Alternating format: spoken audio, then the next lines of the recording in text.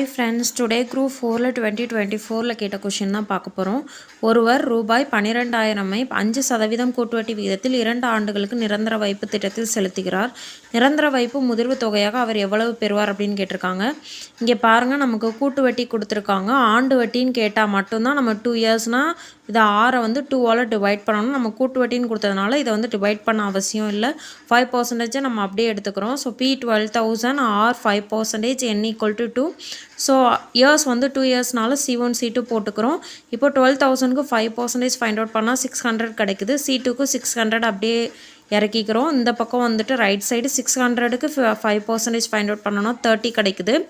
இப்போ நம்ம compound interest find out பண்ணணும். ஸோ ரெக்டாங்கிளையும் ட்ரையாங்கிளையும் நம்ம ஆட் பண்ணோம் அப்படின்னா 230 கிடைக்கும். நமக்கு என்ன கேட்டிருக்காங்கன்னா மொத்த தொகை கேட்டிருக்காங்க. ஸோ 12,000 + 230 13,230 கிடைக்குது.